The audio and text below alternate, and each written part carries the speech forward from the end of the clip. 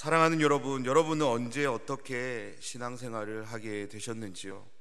언제 어떤 계기로 내가 예수님을 믿어야 되겠다라고 그렇게 결단하셨습니까? 부모님을 통해서 자연스럽게 시작한 분들도 계실 거고, 친구의 권유에 마지못해 한 번 가겠다고 한 결정이 오늘날까지 이르신 분도 있을 것입니다. 누군가가 전해준 복음을 듣고 신앙생활을 결정한 분들도 있을 겁니다.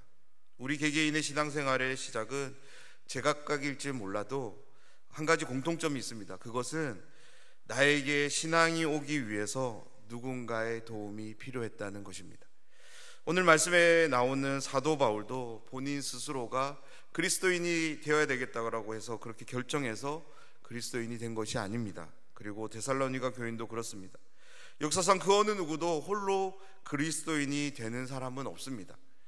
모든 그리스도인들은 누군가가 복음을 전해 주었고, 그 복음으로 인도해 주었기에 복음을 듣고 복음을 인정하고 그리스도인이 된 것입니다. 그런 점에서 오늘 이 새벽 시간 나에게 복음을 전해준 분, 나에게 기독교 신앙의 길을 안내해 주신 분을 한번 떠올려 보시며 그분께 감사하는 그런 하루가 되었으면 좋겠는데요. 그리고 오늘 말씀을 통해 다시 우리의 신앙이 어떠해야 되는지를 살펴보고 하나님이 주시는 은혜를 통해 우리의 신앙을 새롭게 하는 오늘 한 날이 되기를 간절히 소원합니다. 말씀을 나누기 앞서 데살로니가 전서에 대한 한 가지를 소개해 드리면, 데살로니가 전서는 바울이 쓴 여러 성경들 가운데 가장 초창기에 쓰여진 성경입니다.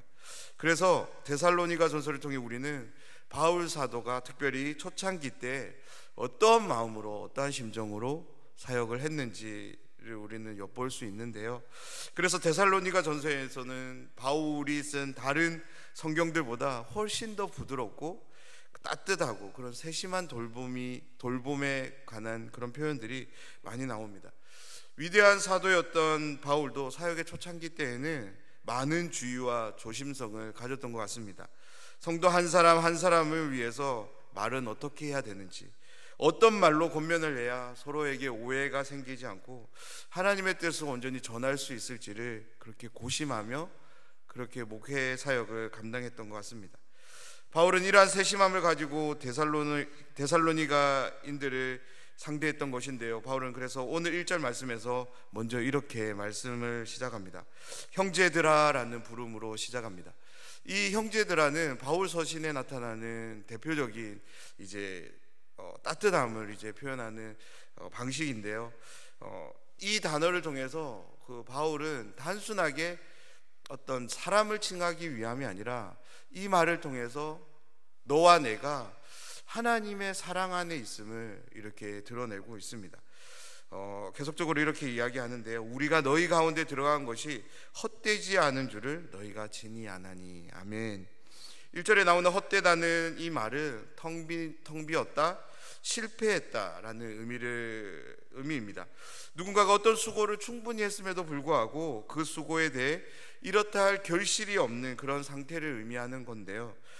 학자들이 연구한 바에 의하면 바울이 데살로니가에서 얼마나 사역했을지를 추적했을 때 그렇게 길지 않은 시간이었다고 해요. 짧게는 3개월에서 길어봤자 6개월이 안 되었을 것이라고 말합니다. 이렇게 한번 생각해 보면 좋겠습니다. 한 교회가 있었고요. 목사님이 새로 부임하셨습니다. 그리고 사역을 시작했는데 3개월에서 6개월이 흘렸다라고 한번 우리가 생각해 보면 좋겠습니다. 아무리 훈련이 잘 된 교회라 할지라도 3개월에서 6개월 동안에 무언가를 하기에는 너무나도 짧은 시간입니다. 그런데 2000년 전입니다. 신앙이 전무한 이방 땅인이고 데살로니가에 바울이 왔고 3개월에서 6개월간 그들에게 목양 사역을 했다고 했을 때 얼마나 왕성하게 할 수 있었을까요? 바울은 이렇게 생각했을 것입니다. 말씀을 어디서부터 가르쳐야 할지, 구약의 말씀을 그들에게 어떻게 설명해야 될지, 기도를 시작으로 하나부터 10까지 기독교의 모든 것들에 대해서 어떻게 가르쳐야 될지를 바울은 고심했을 것입니다. 어쩌면 우상을 버리고 하나님께 돌아와 하나님을 섬기는 삶이 무엇인지, 어떻게 하는 것인가를 바울은 가르치면 가르칠수록 그 내용과 범위는 커져갔을 거예요. 바울에게 있어서 데살로니가인들 한 명 한 명은 정말로 자식과 같았을 것입니다. 형제들이라고 한 고백을 통해서도 우리는 알 수 있는데요. 그러기에 바울은 그들 모두가 그리스도의 장성한 분량으로 세워지기를 원하면서 그들 한 사람 한 사람을 정말 세심하게 살폈을 것입니다. 바울과 그 일행들의 수고가 얼마나 컸을까요? 그들은 정말 밤낮을 쉬지 않고 그렇게 사역했을 것입니다. 3개월에서 6개월은 어쩌면 수고의 결실을 바라기에는 턱없이 부족한 시간일 것입니다. 그런데 바울은 그들에게 이렇게 말하고 있습니다. 그들의 시간이 헛되지 않았다고. 사랑하는 여러분, 여기서 헛되지 않았다는 것이 어떤 의미로 다가오십니까? 그렇습니다. 바울과 일행들이 수고한 3개월, 길어봤자 6개월이 데살로니가인들에게 있어서 헛되지 않았다는 의미입니다.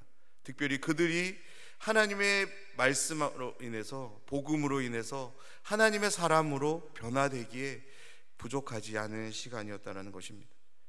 우리의 시간으로는 짧은 시간일지 모르겠지만 그 기간 동안 그들은 바울을 통해서 복음의 그 신비를, 하나님 나라의 가치를 그들은 자신의 목숨을 내어놓고도 붙잡을 만한 가치로 그들은 여기기에 부족함이 없었다는 의미인 것입니다.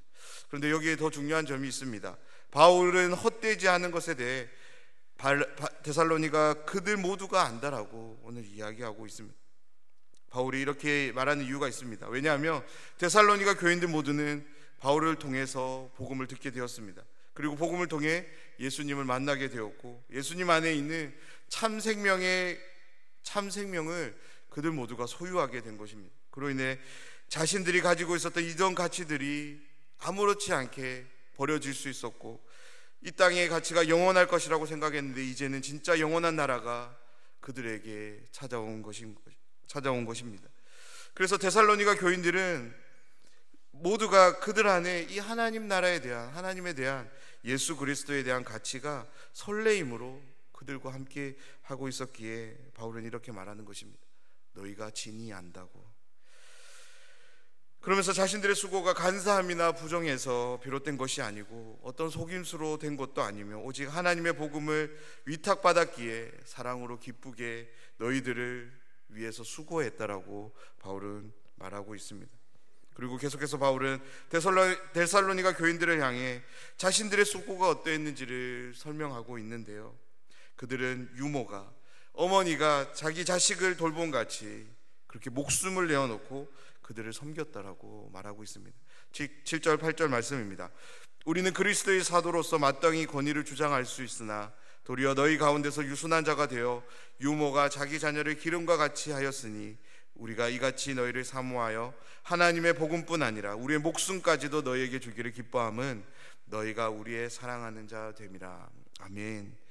바울은 사도로서 그들 앞에서 마땅히 권위를 주장할 수 있었습니다. 그런데 그러지 않았다라고 말합니다. 그렇습니다. 우리 모두는 교회 안에서 이런저런 모양으로 권위를 주장할 수 있는 사람입니다.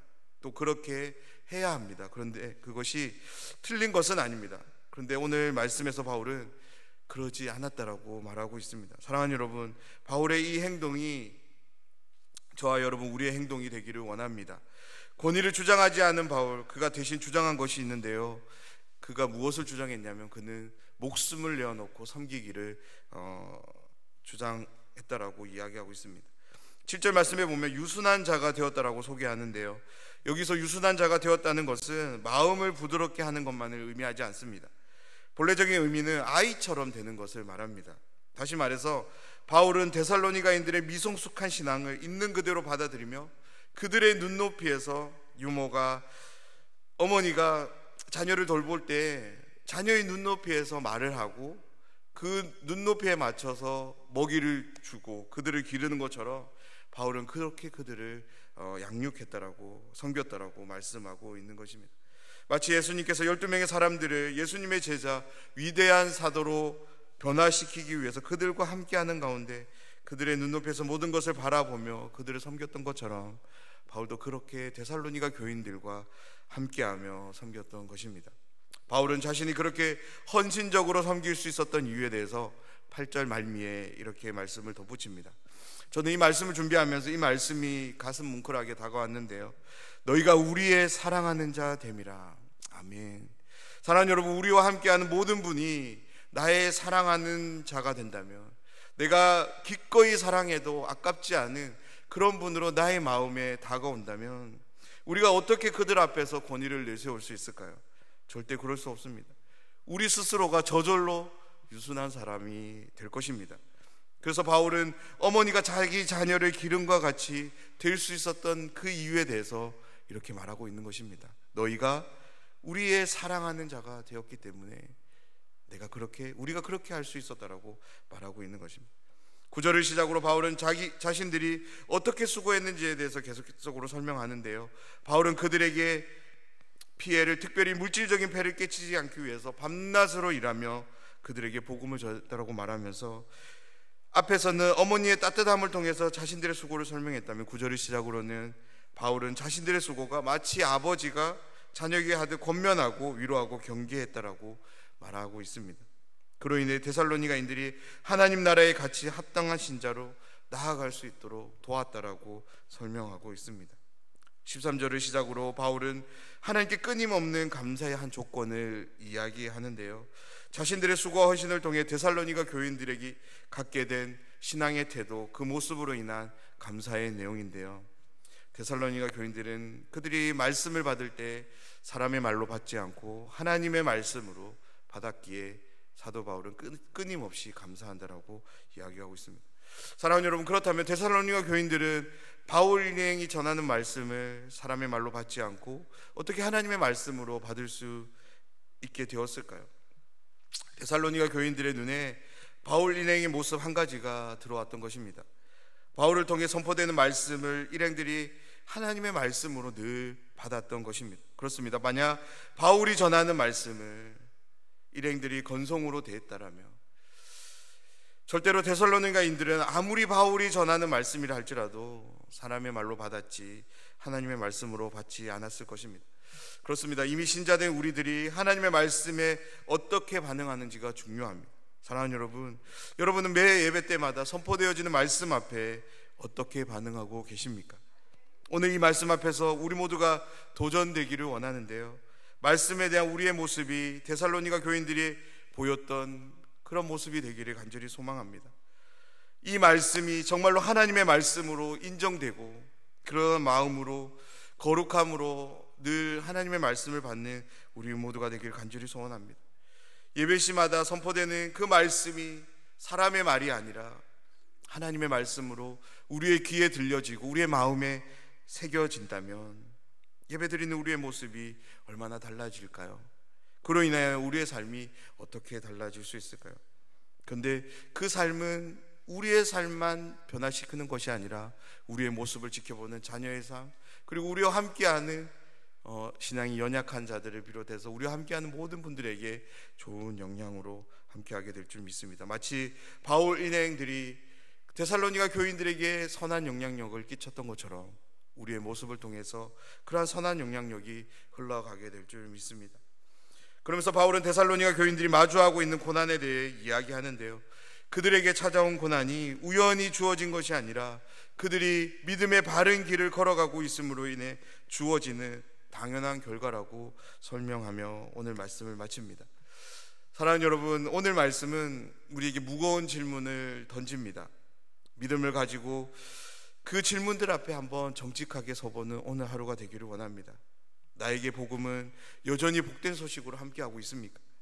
그 복음을 통하여 새 생명의 역사, 새 창조의 역사가 오늘도 내 삶을 통해 일어나고 함께하고 계시는지, 어떤 권위를 내세우기보다 영혼을 돌아보기 위해 유순함을 결정하고 나에게 주어진 열과 성을 다행해 영혼들을 돌아보고 계시는가요? 하나님의 말씀이 이제는 더 이상 아무런 감각 없이 익숙한 이야기로 그렇게 들리십니까? 아니면 여전히 살아계신 하나님의 위엄 있는 소리로, 경외감으로 여러분의 귀에 들리시는가요? 여러분의 마음에 그러한 소원함을 가지고 하나님의 말씀을 받기 위해 간절함을 가지고 하나님의 말씀 앞에 서 계시는가요? 그리고 믿음의 결정들 앞에 고난이 예견될 때 여러분은 예견되는 그 고난을 회피하기 위해서 믿음을 내려놓고 세상의 가치를 붙잡고 있지는 않으신가요? 어떠한 고난 앞에서도 내가 믿음을 결정하겠다라고 그런 마음이 여전히 여러분의 마음의 중심에 자리 잡고 계시는가요? 오늘 하루 말씀을 통해 주어지는 이 무거운 질문들 앞에 여러분 믿음으로 한번 나아가시기를 부탁드립니다. 그리고 이 질문들을 통해 오늘 하루 하나님을 깊이 만나는 그런 복된 하루가 되길 주님의 이름으로 축원드립니다.